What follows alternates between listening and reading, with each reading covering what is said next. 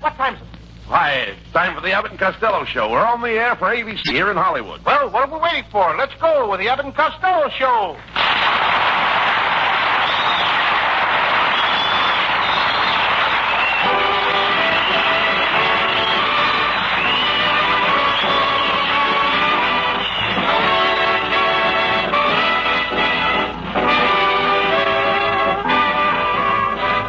Yes, it's the Abbott and Costello Show, produced and transcribed in Hollywood for your listening pleasure with Susan Miller and Matty Maldick's orchestra. So hold on to your chairs, folks, for here they are, Bud Abbott and Lou Costello.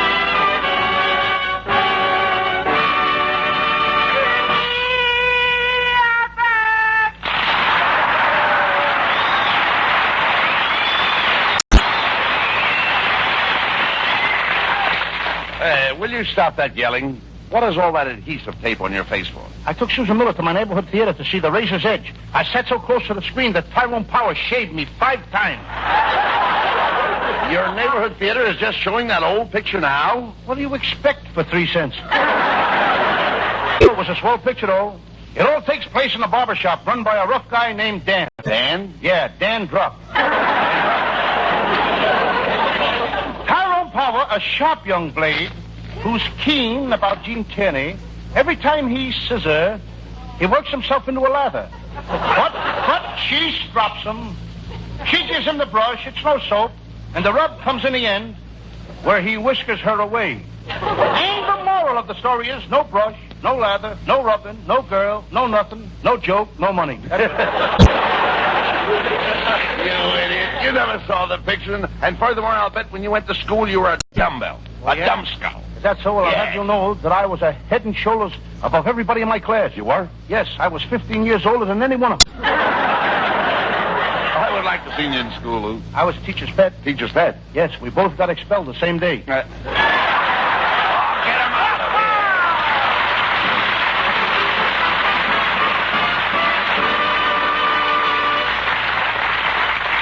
Oh, they're hot tonight. So don't go away. Abbott and Costello will be back after just the time it takes to tell this. There may be a housing shortage, but tonight there may not be for some contestants on Go for the House.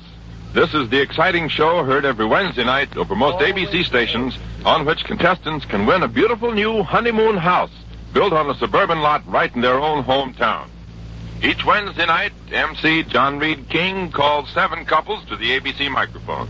These couples each select a room of honeymoon house to furnish and are given 7 questions to answer. As they answer each question correctly, a prize of some home furnishing goes into the house. After the 3rd question, they can take their prizes or go for the house. But to win the house, they must answer the special 7th question. Listeners also have an opportunity to win honeymoon house. For complete details, don't miss Go for the House, on the air tonight and every Wednesday night over most of these very same ABC stations. And now back to ABC's Abbott and Costello Show.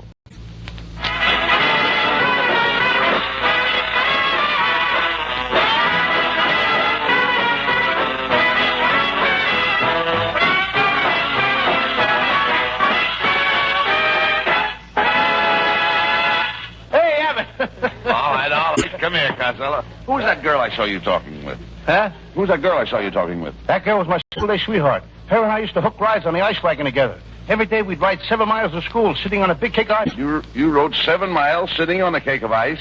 Yeah, we were the original dead-end kids. I'll forget about her. By the way, where did you get that bump on your nose? Well, Monday night I went over to Susan Miller's house and I brought her a package of bubble gum. We sat on the sofa and I had my arm around her and she was chewing a bubble gum. But how did you get the bump on your nose? How did I get the bump on my nose? Just as I leaned over to kiss her, she had a blow-up. That must have gummed up your evening. Not only that, but I may have to have my nose vulcanized. When you talk sense, what happened? Susan dropped her bubble gum on the sofa and I sat in it. Brother, is that stuff sticky? Did it damage your clothes? No, but now I've got the only pair of pants in Hollywood with slip covers. Now, stop this silliness.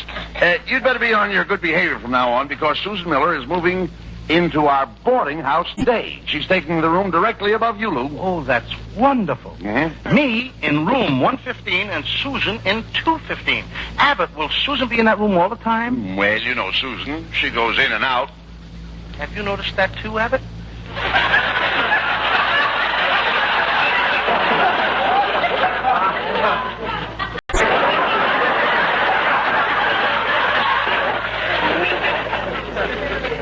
Well, anyway, Abbott, you know what I say?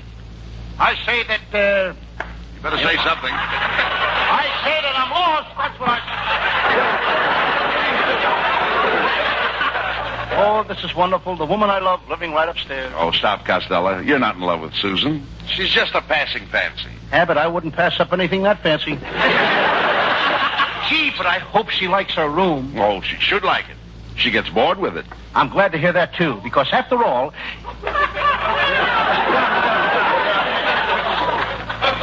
What did you say? I said she should be happy. She gets bored with the room. If she gets bored with the room, then why did she rent it in the first place? She's not bored with the room. She's very happy. You just told me that she gets bored with the room. That's right. One of us is nuts. How can a girl be happy when she's bored all the time? Look, she's not bored all the time. She only gets bored 3 times a day. Where is she getting all that lumber? I'm not talking about lumber. I'm talking about board. Susan eats her board. Who feeds her all these boards? The landlady. Susan made arrangements with the landlady to eat her board 3 times a day. 30 days a month. I'm moving out of that place. Why? That Susan Miller is going to eat me out of house and home. Yes, and I'm just trying to tell you that Susan is very happy with her board and she likes her room. That room hasn't got a flaw in it. There's a cute kid. Just rented the room today, already she ate the floor. She did not eat the floor. I simply said there was no floor in the room. You could be mistaken, you know. Anybody that will eat boards 3 times a day is liable to eat the floor and the doors and the windows.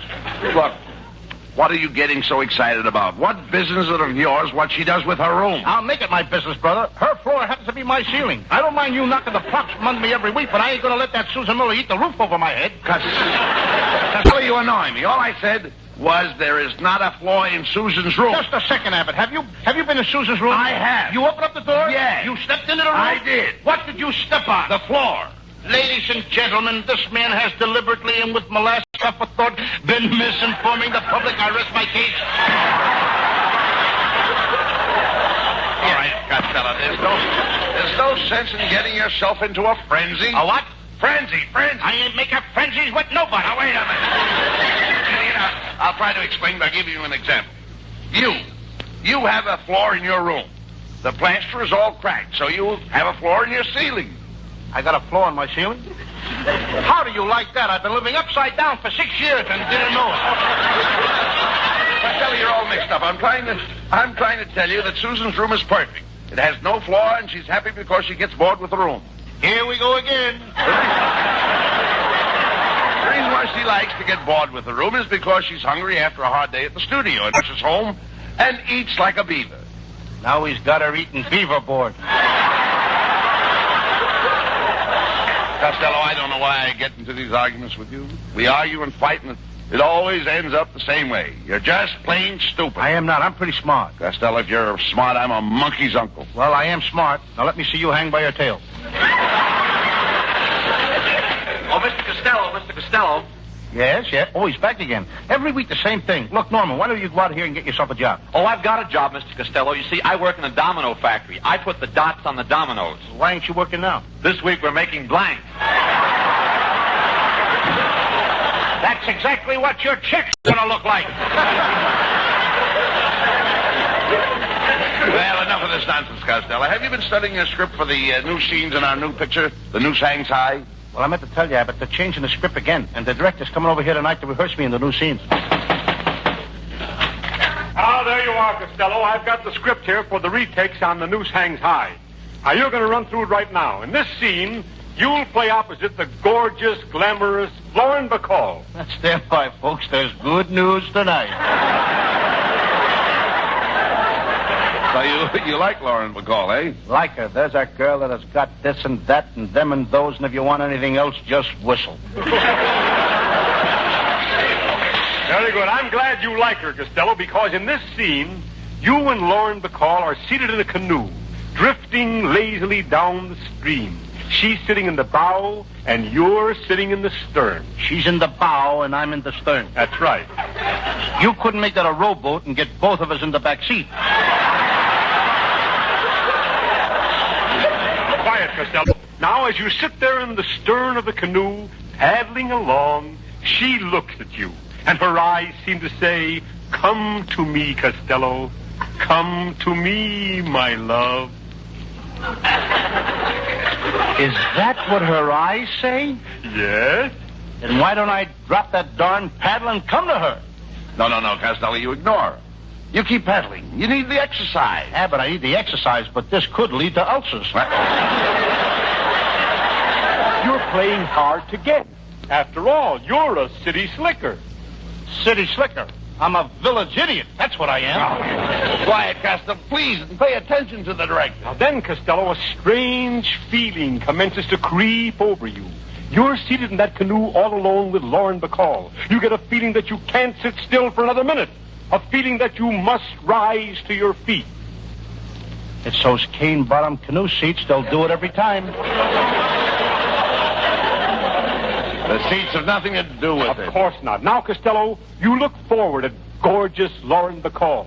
You look forward, and there she is in all her tempting glory. You can't stand the suspense any longer. Slowly, you begin to inch your way forward, inch by inch. Inch by inch? Foot by foot. Foot by foot? Yard by yard. Get me up there, will you? I've only got this boat rented for an hour.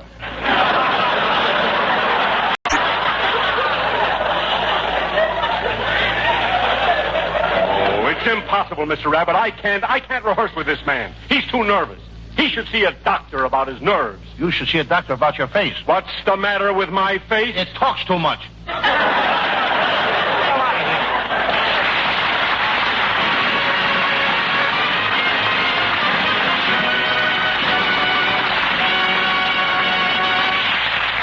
Now, while the boys are backstage cooking up the next act, let's eavesdrop on this. When someone with a secret microphone comes in contact with an unsuspecting individual with human reactions, the result is Candid Microphone, a Thursday night program that's rapidly capturing the interest of ABC listeners everywhere. Candid Microphone is a program that tests people's honest reactions in various situations, and what they say or do is secretly recorded by a man with a concealed mic.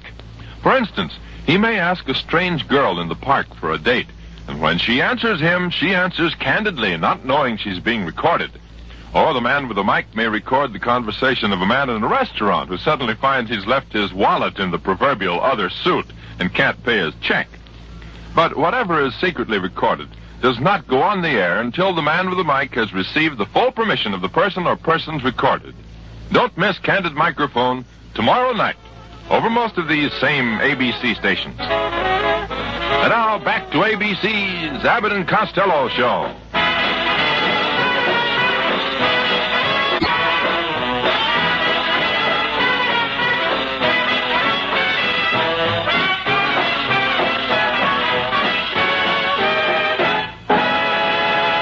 Hurry up, Costello. We're on in just a second. That's right, Abbott, but here's a swell place to show off Susan Miller. Let's get her to sing a song. Okay, Costello. Ladies and gentlemen, here's our singing star, Susan Miller, with the music of Matty Malnick.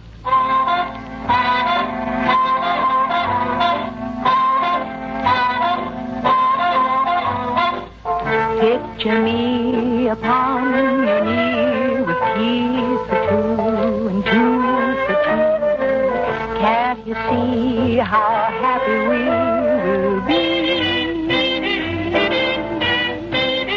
Nobody near us to see us or hear us, no friend or relations on weekend vacations. We won't tell a soul that we on a telephone.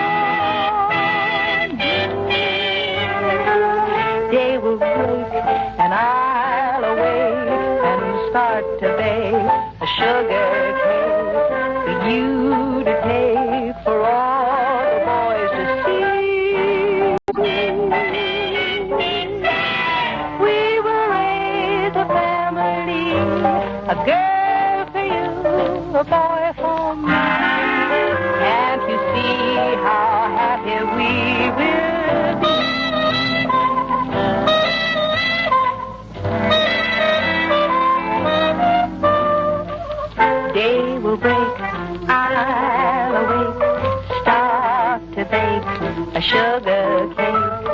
you to take, for all the boys to see.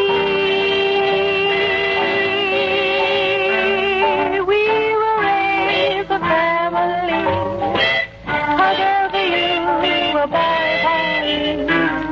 Can't you see how happy we will be?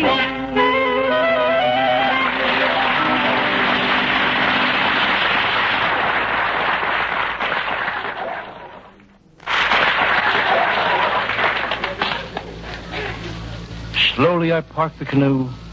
I look up at Lauren Bacall and say, the calla lilies are in bloom again. I love the calla lilies. Yes, Father, yes, Mother, the calla lilies are in bloom again. Costello, what are you doing? Rehearsing a scene for the picture. I'm acting. What an actor I am, Abbott. If my mother hadn't cut off my curls when I was little, I'd have been another Shirley Temple. Well, you can cut out all that silly acting. And you don't need to worry anymore about the picture. They're not going to change it. However, I have some news for you, Lou, but I really don't know how to tell you this, Costello. But your country has called you. You mean I've been drafted again? No, you dummy. You're about to receive a great honor. Listen to this telegram that just came for you. It's from Mayor DeVita of Paterson, New Jersey. Dear Lou, you have been chosen to represent Paterson, New Jersey at the next meeting of the UNO. I have? Yes. You've heard of the UNO, haven't you? Oh, I hear about it every time I try to make a date with a girl. What do you mean? Every time I ask a girl for a date, she looks at me and says, you? And no. You know, the UNO is an organization of all the nations of the world. Costello, a great honor has been conferred on you. You will serve your country as a diplomat. You will be a statesman, an official of the government, a man who mingles with royalty. I'm going to be all that? That's right. Abbott, you may kiss my hand. Oh. You dope. I don't know why the mayor of Paterson ever chose you. Hey, Uncle Bud. Uncle Bud, I just saw a messenger boy just leave here. Was that telegram for me? No, it wasn't for you. It was for Costello. A great honor has fallen on Costello. He has been chosen Paterson's delegate to the UNO. That's right, Norman. I'm going back there and spread goodwill. Well, you've certainly got the spread for it. Now, Norman. You'll have to treat Costello with more respect from now on. Remember, he's going to be a diplomat. That's jokes with gestures.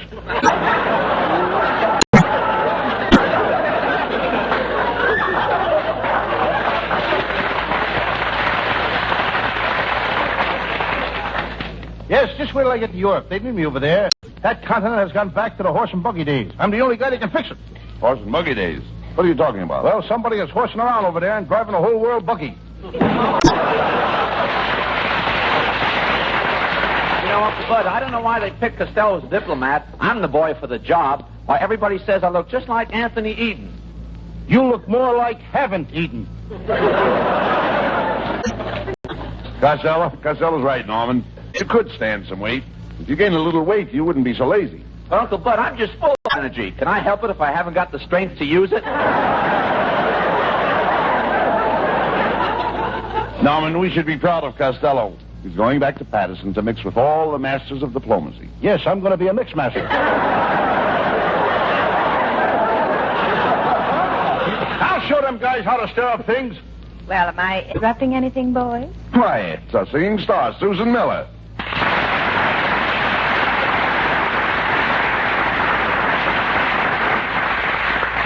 Susan, have you heard the news? Costello is to be Paterson's delegate to the UNO. Oh, Costello, what a diplomat you'll make. You're so robust, so manly, so muscular.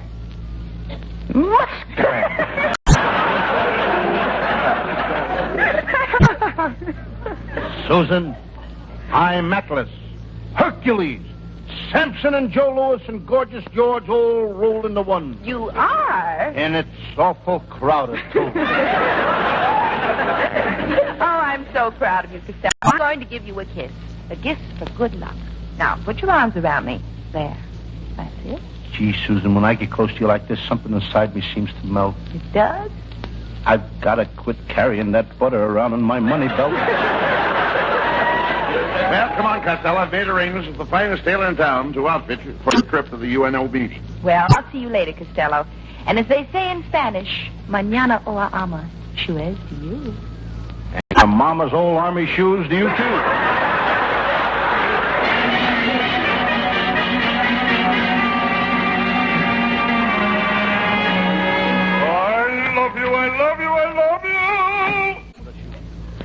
Good morning, gentlemen. Good morning, sir. Costello, this is the tailor, Mr. Sharkskin. Are you ready to measure Costello? Why, yes, it'll be a pleasure to make a suit for him. What a build, what broad shoulders, narrow hips, and long, tapering legs. This is me over here. You're measuring the water cooler. Mr. Sharkskin, this is Costello. He's the man that's having the fit. Really? Does he always swell up like that? Sharkskin, one more crack like that over you, and I'll cut you on the bias and pull down your hems. Mr. Sharkskin, do you have anything that'll fit Costello? I think so. Here, Mr. Costello, slip into this coat. That's it. There. How's that? Now, ain't that coat a little long? I can't see my shoes. Oh, do you plan on wearing shoes? Don't be so fussy, Costello. What that coat needs is a little more padding in the shoulders, that's all. A little more. You'd better take some of the padding out. Every time I raise my arm, the shoulders push my hat off. Costello, you won't be able to wear those pink socks with that outfit. Those are not pink socks. My shorts drag a little. All right, Mr. Sharkskin, make the necessary alterations and send the suit to Costello's house. Fine. Good day, gentlemen.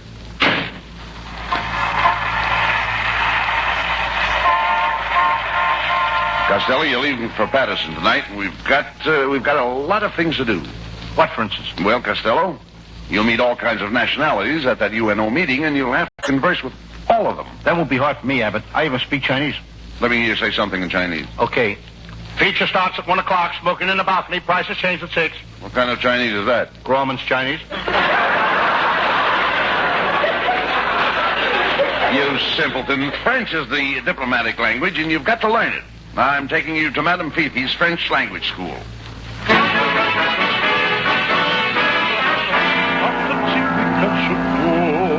And now, Monsieur Costello, when you arrive at the meeting, the French delegate, he will bid you welcome, and he will say, "Ah, bonjour, monsieur, que je suis enchanté de faire votre connaissance, parce que vous êtes le plus bel homme du monde." And then the delegate, he will kiss you like this. Mwah, mwah.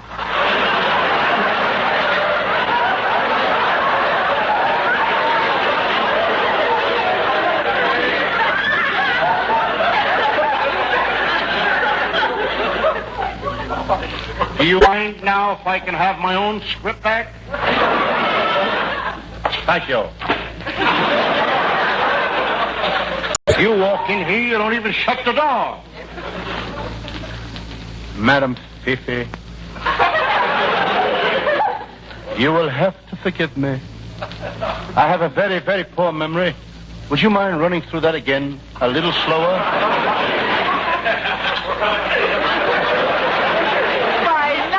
Monsieur, the French delegate, he will bid you welcome like this. Now, pay attention, monsieur. He will bid you welcome like this. And he will say to you, "Ah, monsieur, je suis enchanté de faire votre connaissance parce que vous êtes le plus bel homme du monde." You see, and then he will kiss you like this.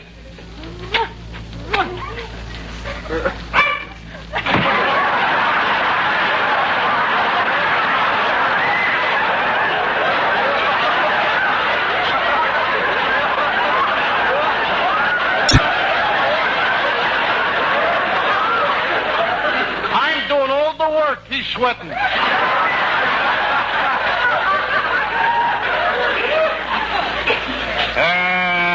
Abbott, what? Do me a favor, will you? What?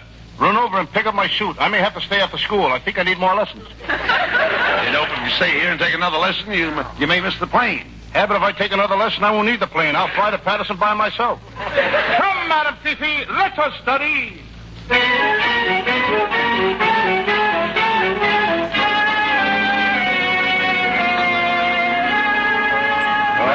We're all packed to remember. You're an important delegate to the UNO, and it's one of the requirements of a delegate to know all about history. I know all about history, Abbott. You do. I'll bet you don't even know who George Washington married. George Washington married Salome. Yeah, dummy, Washington and Salome lived thousands of years apart. What's the difference as long as they loved each other? Talk sense. Now, Costello. Now, in diplomatic circles, they give a lot of banquets. And you've got to watch your table manners. Now, if you're not sure what fork to use, wait until the hostess has picked up her fork, and then you use the same one. Nothing doing, Abbott. I tried that once. I waited to use the same fork the hostess used, and by the time she got through with it, there was no more food left on the table. You dummy, I'm talking about the silverware they use at a banquet. Oh. As a rule, there are several different types of forks set aside beside your plate. Naturally. Naturally. You're telling me I went to a banquet once and there was 15 knives, forks, and spoons set aside beside each plate. What beautiful silverware. I'd like to have seen it. Remind me to show it to you sometime. Never mind that. Now, when you get to the meeting and you are introduced to the other delegates' wives, remember to curtsy. Remember to what? Curtsy like this. That's a curtsy? Yes.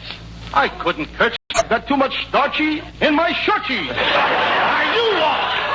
Oh, I give up. Come on. Our plane leaves for Patterson in a few minutes. Now, we've got to get to the airport. We're going to be at the UNO meeting. Come on.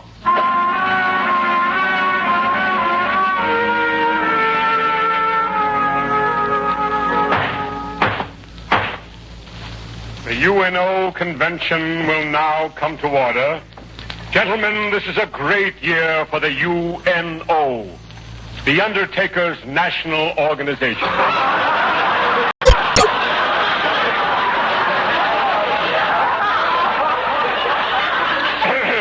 Secretary Toombs, are all the bodies, are all the members present?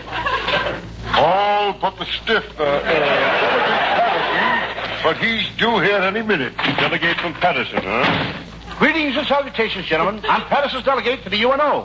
And it's mighty quiet in here. Let's get the joint jumping. Just pull up a slab and sit down. Brother Grave, dig that boy. A lovely thought, Brother Toombs, a lovely thought. Just a minute. Is this the peace conference? Yes, my boy, we have peace here. As a matter of fact, that's the slogan of our organization. Rest in peace. And now, Mr. Toombs, place a lily in Mr. Costello's lapel, and let's get on with the meeting. Just a second. There must be some mistake. I was looking for the UNO. There is no mistake. This is the UNO, the Undertakers National Convention. Is there anything else you wish to say? Yes, just 2 words. What are they?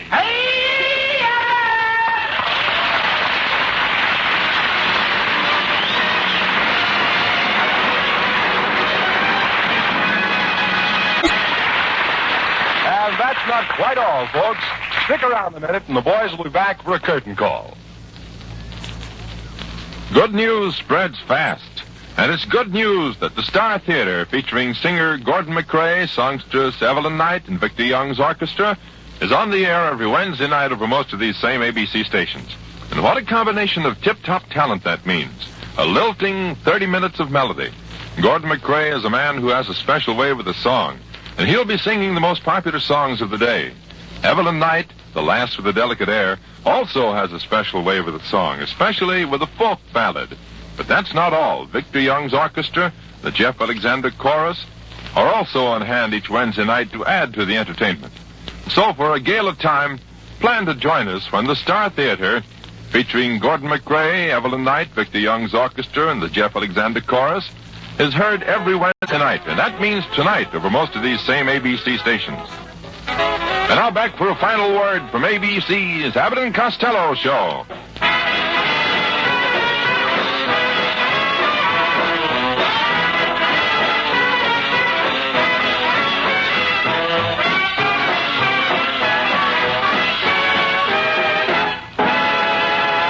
Well, Costello, it's too bad that we made that trip all the way back to Patterson for nothing. Oh, that's all right, Abbott. I just as well... I'll get it, Abbott. Hello. Oh, hello. Uncle Mike? What? Aunt May? Congratulations. At 7 o'clock tonight? Where did it happen? Right on Maplewood Avenue? My, how many? 3? Well, hold everything. I'll be right there. Goodbye.